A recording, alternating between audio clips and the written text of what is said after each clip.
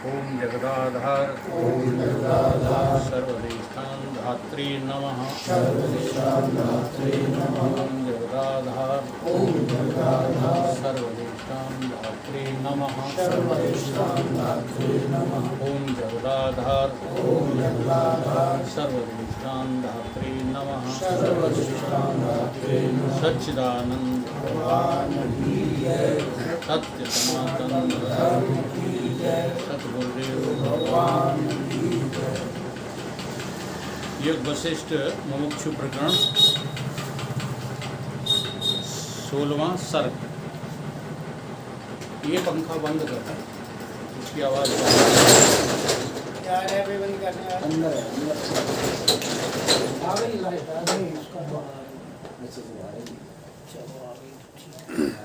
Light आ गई।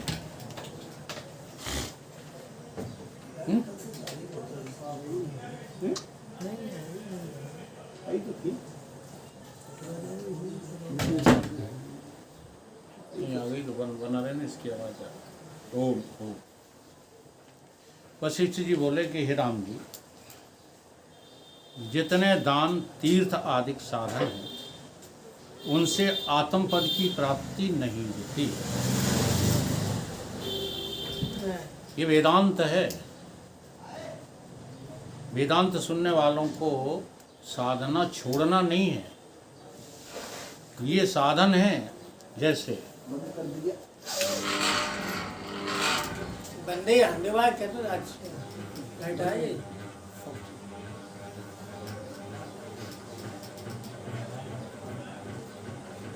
अंदर हंडेवार भर जाता है।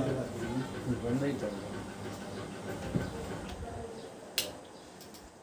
जैसे तीर्थ का जो है, जब तुम्हारे हृदय में विचार उठता है कि मुझे तीर्थ करना चाहिए,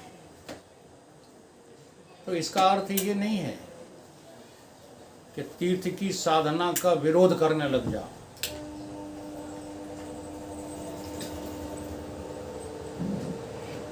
तीर्थ की साधना का विरोध करने के लिए ये खंडन नहीं किए जाते, बल्कि ये बताने के लिए कि अभी तुम्हारा अंतस तमोगुण से ग्रसित है। तीर्थ करने की इच्छा किनको होती है? इदम तीर्थम ब्रवंती तमसा जना। जिनके हृदय में अभी पैसा कमाने की इच्छा है, स्त्री भोग की इच्छा है, सामान भोग की इच्छा है, ये इच्छाएं हैं जिनके अंदर, उनके अंदर अगर तीर्थ करने की इच्छा हो आई है तो ये एक गुण है। कबीर बाबा मत बन जाओ डायरेक्ट कि नहीं तीर्थों में क्या रखा है। गंगा के नहाने से जो पापी नर तरे जाए, मीन क्यों न तरे जाको गंगा ही में। तुम अपने को बचाते फिरते हो ये बातें कह करके। वासना तो वही है, पैसा कमाने की वासना है कि नहीं? तो तीर्थ अच्छा लगना तुम्हारे अंदर एक तरक्की हुई है। तो तीर्थाटन करना ये साधन है, लेकिन इनसे क्या कह रहे हैं? इनसे आत्मा की प्राप्ति नहीं हो सकती। ये कह रहे हैं वशिष्ठ जी। ये नहीं कह रहे हैं कि उनका कोई महत्व तो नहीं है। आत्मपद की प्राप्ति साधु संग से ही होती है। अर्थात जो सिद्ध पुरुष उनको नहीं कहते कि कौन का है, काय को आवाज कर रहा है, बंद कर दो। सिद्ध पुरुष उनको नहीं कहते हैं कि जिन्होंने बता दिया कि तुम्हारा ये काम बन जाएगा, ये सिद्ध पुरुष। लो हम तुमको जो है बागेश्वर महाराज वरदान दे रहे हैं, ये सिद्ध पुरुष नहीं, ये ढोंगी हैं। इन्होंने सारा संसार लूट लिया। सिद्ध उसको कहते हैं जिसे आत्म तत्व परमात्म तत्व का यथावत बोध हो चुका है, वो सिद्ध पुरुष होते हैं। तो ऐसी सिद्ध पुरुषों की संगत करो आत्मपद की प्राप्ति के लिए। साधु संग रूपी एक वृक्ष है और उसका फल आत्मज्ञान है। जिस पुरुष ने फल की इच्छा की है सो अनुभव रूपी फल को पाता है।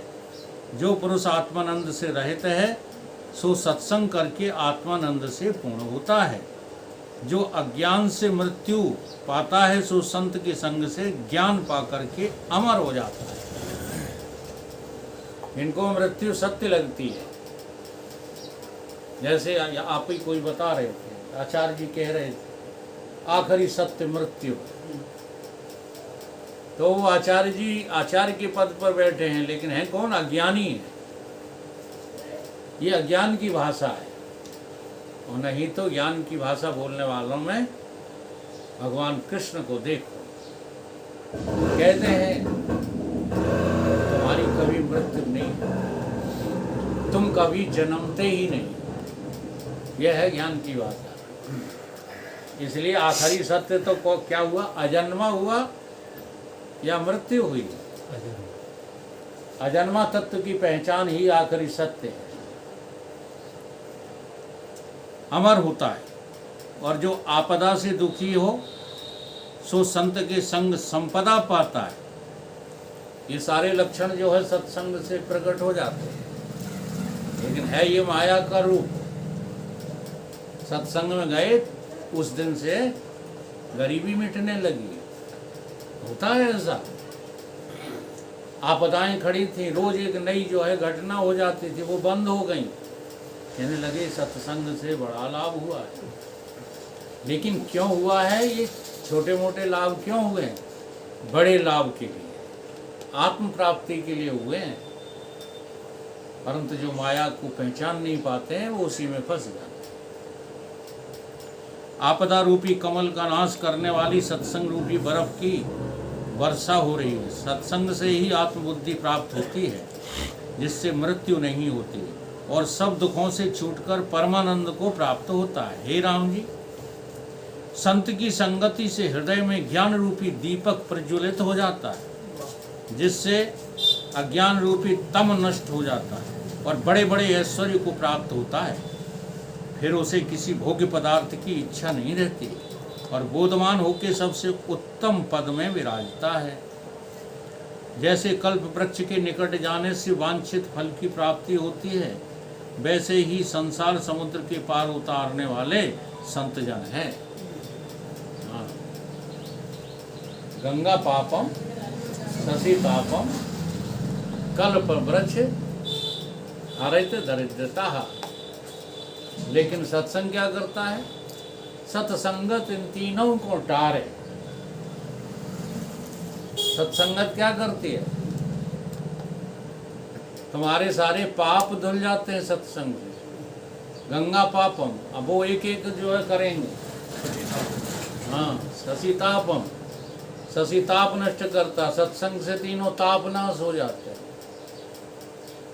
कल्प वृक्ष दारिद्र्य धारण, अब जो कल्प वृक्ष होता है वो तुम्हारी दरिद्रता को हरता और सत्संग तुम्हारी दरिद्रता बिल्कुल खो देता है। संत वचन तूर नहीं धारे, कैसी मति बोरानी, अरे जिये अभिमानी, सुन संतों की वाणी। सत्संग बहुत ऊंची चीज है। एक एक साधना करने वाले वर्षों लगे रहते हैं पर कुछ भी हासिल नहीं होता, और सत्संग सभी साधनाओं का स्रोत खुल जाता है। जैसे धीवर नौका से पार लगाता है, वैसे ही संत जन युक्ति से संसार समुद्र से पार करते हैं। हे राम जी, मोह रूपी मेघ का नाश करने वाला संत का संग पवन है, जिसको अनात्म देहादिक से स्नेह नष्ट हुआ है और शुद्ध आत्मा में जिसकी स्थिति है वह उससे तृप्त हुआ है। फिर संसार के इष्ट अनिष्ट में उसकी बुद्धि चलायमान नहीं होती, वह सदा समता भाव में ही स्थिर रहता है। उसी का नाम संत है। आदि गुरु शंकराचार्य ने प्रश्न किया कि संत संतो, तो जवाब दिया अखिल वीतरागा अपास्त मोहा शिव तत्व निष्ठा। प्रश्न खुद ही प्रश्न करते हैं। आदिगुरु शंकराचार्य की एक छोटी सी पुस्तक है, उसका नाम है प्रश्नोत्तरी। उसमें खुद ही प्रश्न बनाते हैं, खुद ही जवाब देते हैं। तो पूछा गया संत कौन है? उन्होंने कहा जो वीतराग है वो संत है, जिसको शुभ अशुभ में कोई दिलचस्पी नहीं रही, अपने पराये में कोई दिलचस्पी नहीं रही, वो सबसे अलग जाकर के बैठा हुआ है, वो संत है। जिसकी निष्ठा सदैव अमर तत्व में रहती है, वो संत है।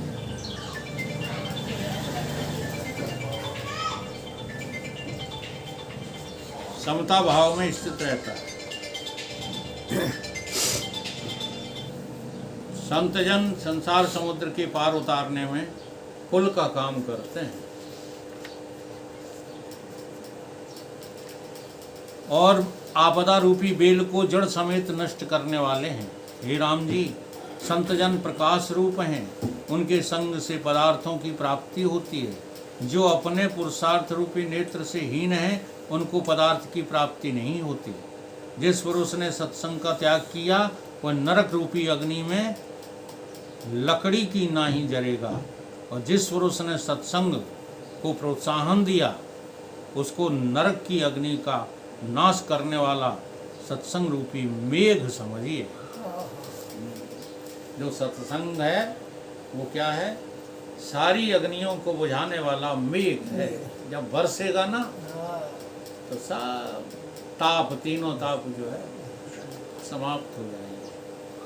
हे राम जी, जिसने सत्संग रूपी गंगा का स्नान किया है, उसको फिर तप, दान आदि साधनों में कोई प्रयोजन नहीं रहता। वह अब देखो यहाँ फिर ये वाक्य जो है गड़बड़ करने वाला आ गया। क्या कह रहे हैं? सत्संग रूपी गंगा। हाँ, जिसने सत्संग रूपी गंगा का स्नान किया, उसको फिर तप, दान आदि साधनों से प्रयोजन नहीं रहता।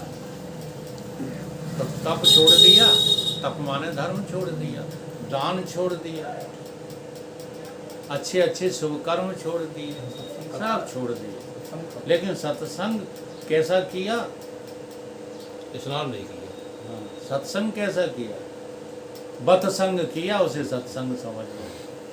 तो ये नहीं कहा जा रहा कि दान देना छोड़ दो, बल्कि सत्संगी को ये आ जाता है कि मेरा है क्या, जो है सब प्रभु का है। इसलिए दान देना उसकी वृत्ति बन जाती है, सहज वृत्ति बन जाती है। दान देना समाप्त नहीं हो जाता। तो दान साधना भी है और दान सिद्धि भी है। श्रीमद् भगवद गीता का अध्याय 13, उसमें कुछ श्लोक साधना परत भी हैं और सिद्ध भी है। जैसे छोटा सा जो है सूत्र से समझाएंगे, जहाँ दया तहाँ धर्म। अब ये कहा जा रहा है कि दया साधना भी है और दया आत्मा का लक्षण भी है। अगर तुम्हें आत्मा सिद्ध हो गई है तो दया तुम्हारा स्वभाव नहीं बन गया? बन गया। अब सिवाय दया के और करोगे क्या? सिवाय क्षमा के करोगे क्या? राम स्वरूप मंडली वाला था, उसने जो है मवई धाम में कहा कि महाराज जी मुझे क्षमा करना। तो महाराज जी बोले ये तो मेरी मजबूरी है। याद है जगदीश? मवई में महाराज जी क्या बोले कि आप कहो या ना कहो, क्षमा करना तो मेरी मजबूरी है। नहीं करो तो अपनी छाती जमाए। हाँ, जिसको आत्मबोध हो गया, क्षमा उसकी मजबूरी है, दया उसकी मजबूरी है, करुणा उसकी मजबूरी है, ज्ञान बांटना उसकी मजबूरी है। हमारी ये वासना नहीं है। उनके पास और कुछ है ही नहीं। जैसे हम फिरते रहते हैं ना, जागर बागर लुक लुका, ये मेरी मजबूरी है। बाहर वालों को लगता है खाने पीने के लिए। हाँ, ज्यादातर भटवानपुरा वाले तो यही समझते हैं, यहाँ माल बनते हैं, छकते हैं, गीता से चल रहा है। ये बात नहीं है। हमें जहाँ दो लोग भी जो है सत्संग के प्रेमी मिलेंगे, हम तो दौड़ के जाएंगे। मजबूरी हो जाती है, तो वो साधना भी है, वो सिद्धि भी है। वह सत्संग से ही परम गति को प्राप्त होगा। इससे और सब उपायों को त्याग कर, त्याग कर कैसे? जैसे एक सीढ़ी पे आप चढ़े तो दूसरी का क्या हो गया? त्याग। ऐसे त्याग नहीं, ये नहीं मरे जा रहे पेट के लाए और कह रहे हमें जरूरत का सत्संग की, हम रोजी रोटी कमाएंगे सत्संग का। ये त्याग व्याग नहीं है। जरा होश में रह करके किसी से भी बात करो, अपना ख्याल कर लिया करो कि देखो दीवानो, तुम ये काम न करो, राम का नाम बदनाम न करो। अपनी स्टेटस देख करके जवाब दिया करो। सारे भिंड वाले जानते हैं कि तुम वेदांती हो, और जब तुम इस तरह की जवाब देते हो ना, हाँ, तुम्हें सत्संगी पड़ी है, हम मरे जा रहे, तब ये लगता है कि तुम्हारी सारी मेहनत पे पानी फिर गया। तुम अपने को बहुत विद्वान समझते रहो, दो कौड़ी के नहीं हो ऐसी बात करके तुम। अरे दमदार बनो यार। जब रोज सिखाया जाता है कहीं संसार नाम की कोई चीज है नहीं, कोई भूखों नहीं मरता, सब झूठ बातें हैं। महाराज जी तो कहते हैं खा खा के सब मरते हैं, भूखों कोई नहीं मरता। लेकिन वो वासना हमको जो है ठहरने नहीं देती। ये वासना कहती है कि लगे रहो संसार में, लगे रहो संसार में।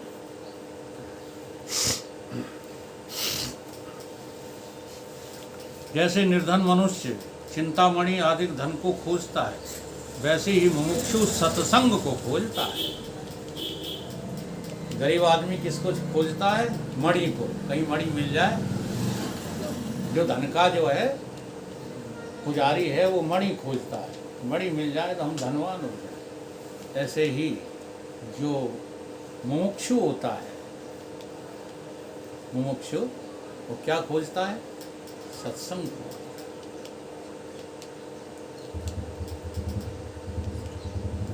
जो आध्यात्मिक आदि तीनों तापों से जलता है उसको शीतल करने वाला सत्संगी है। दैहिक दैविक भौतिक जो तीन ताप हैं उनकी आग को ठंडा करने वाला सत्संगी है।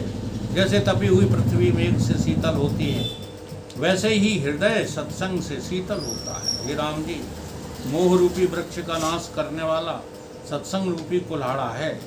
सत्संग से ही मनुष्य अविनाशी पद को प्राप्त होता है। आज के चैप्टर में बड़ी व्याख्या है सत्संग की महिमा। ये सत्संग की महिमा गा रहे हैं वशिष्ठ। ये छोटी मोटी जो है साधना नहीं है, ये सबसे उच्च कोटि की साधना है, जिसको आजकल लोगों ने बहुत निम्न बना दिया है। हर जगह की सत्संग का की सत्संग होता क्या है वहाँ पर? है? थोड़ा बहाना तो ठीक है, खाने पीने के बहाने से 4 से 10 संख्याएं बढ़ जाती हैं, लेकिन वो मेरा लक्ष्य नहीं है। दाल खराब बन गई है तो गीत मत गाओ आज तो बेकार है, आज तो बेकार। बन गई तो बन गई, समझ में आई कि नहीं? रोटी नहीं मिली, कम पड़ गई, तो बढ़ जाओ।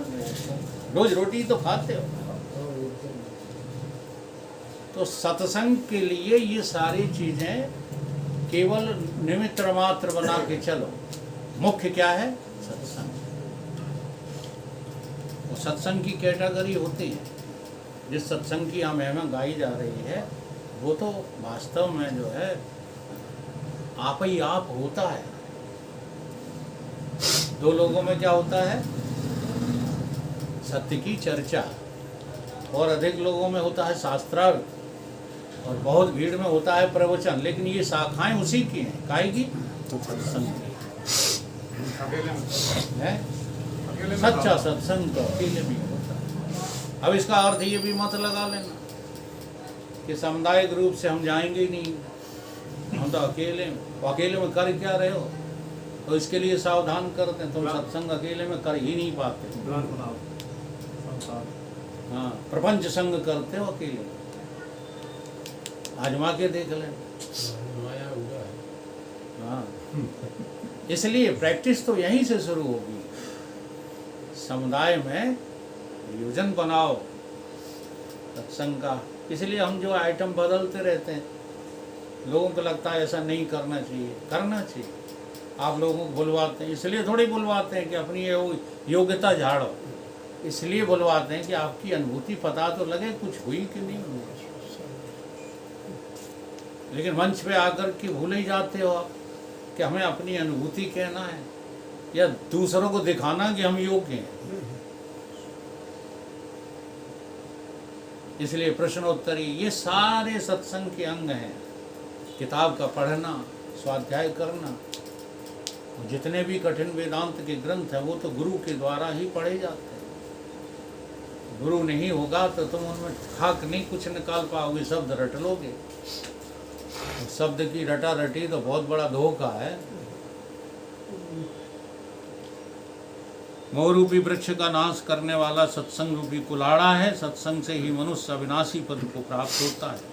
जिस पद के पाने से और कुछ पाने की इच्छा नहीं रहती, इससे सबसे उत्तम सत्संगी है। जैसे सब अप्सराओं से लक्ष्मी जी उत्तम है, वैसे ही सत्संग करता सबसे उत्तम है। इससे अपने कल्याण के निमित्त सत्संग करना ही तुमको योग्य है। वशिष्ठ जी राम जी को कह रहे हैं कि सबसे उत्तम कार्य क्या है? सत्संग। हे राम जी, ये जो चारों मोक्ष के द्वारपाल हैं उनका वृतांत तुमसे कहा। जिस पुरुष ने इनके साथ प्रीति की है वो शीघ्र आत्मत को प्राप्त होगा, और जो इनकी सेवा नहीं करते सो मोक्ष को प्राप्त नहीं हो सकता। चार द्वारपाल बताए थे। सत्संग भी था हाँ उसी की व्याख्या चल रही है। हाँ, उसी की चल रही। चौथा लास्ट याद है चारों द्वारपाल? सम संतोष सम विचार संतोष सत्संग। सम संतोष विचार संतोष संतोष और सत्संग, ये चार द्वारपाल हैं। इन चारों में से एक भी जहां आ गया वहां तीनों अपने आप आ जाए। चार में से एक आ जाए तो फिर ये तीनों आ जाए। जब सत्संग आ जाए तो आ जाए, चारों हाँ में। चाहे जो आ जाए, संतोष आ जाए। संतोष आ जाए तो सत्संग में जाना ही पड़ेगा। जी संतोष नहीं, हम तो संतोष घरे बैठे अपने मोड़ी मोड़न को जो है बढ़ाए रहे हो, कह रहे हम तो संतोष जीव हैं। ये संतोष की संतोष आएगा हाँ तो दमन पहले आ जाएगा। इंद्रियों का और मन का दमन करना तुमको पहले आ जाए। यानी जो मन के बस में नहीं रहते वो सत्संगी ही तो है।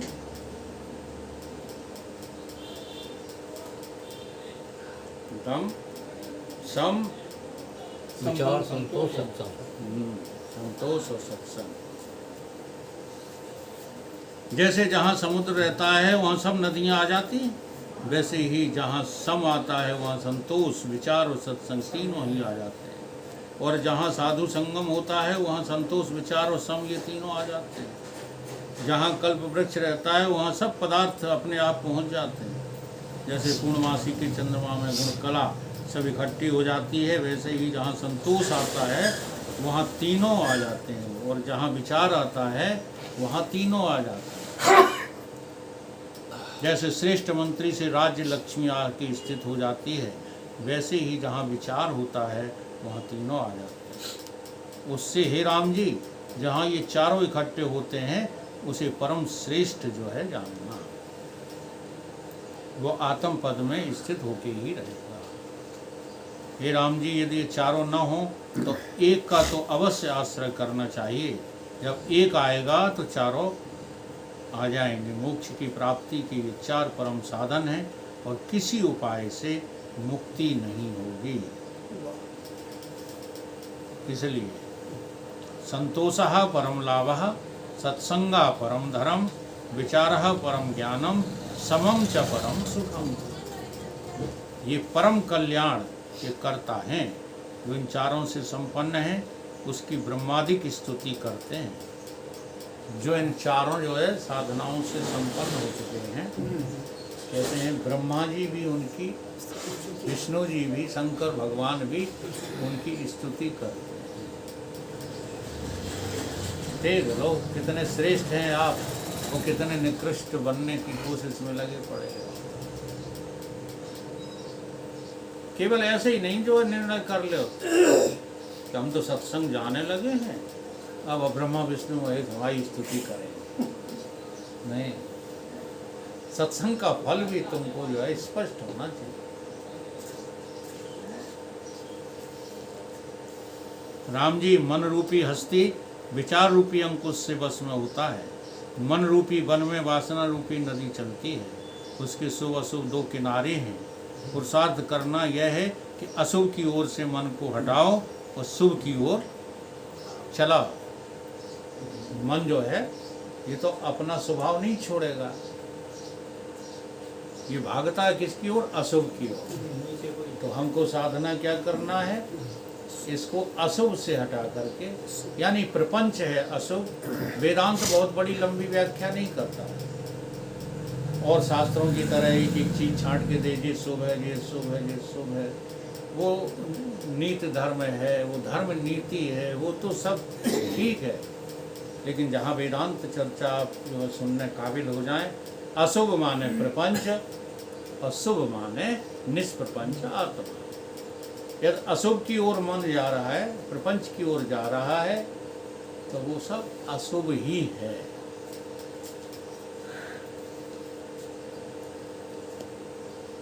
शुभ अशुभ दो किनारे हैं।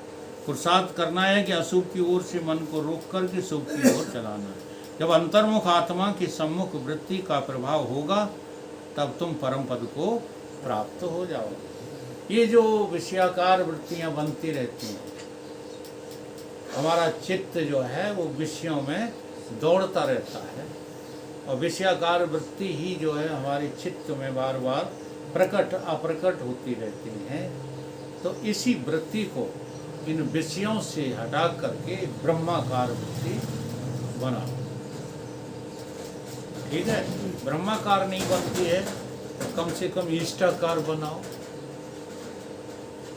जो भी आपका इष्ट है उसी को जो है अपनी वृत्ति में लाओ, बाकी में आग लगने दो। चुपचाप बैठो आंख बंद करके, तो केवल गुरु मूर्ति ध्यान मूलम गुरु, पूजा मूलम गुरु पद, मंत्र मूलम गुरु वाक्यम, मोक्ष मूलम गुरु। ये है वृत्ति को हटाने का उपाय। बार बार संसार की ओर भागेगी वृत्ति, भागती ही है, लेकिन तुम उसके गुलाम हो जाते हो, ये तुम्हें पता ही नहीं लगता। बातें करते रहते हो, गुलाम उसी की बने रहते हो। जैसे एक दिन मास्टर साहब ने स्वीकार किया था, इसको खोलें जैसे ही तैसे ही उलझ जाते हैं। तो आजकल तो बहुत ही बड़ी उलझन मची हुई है। एक पूरा नहीं होता तो नई खबर, नई खबर, नहीं। एक और सारा दिन कहो जो इसी में लगे रहो। हम खुद एक दिन चक्कर में पड़ गए है, हमने दी क्या यार वही बार बार बोलो तो एकदम युग पुरुष जी का प्रवचन उसे सुनो, लो 1 घंटा में नींद आ जाएगी। तो थोड़ा सा मन को समझाना पड़ता है। जैसे आज सुबह का उदाहरण दे, यादव जी आ गए, अच्छा खासा प्रवचन सुन रहे थे,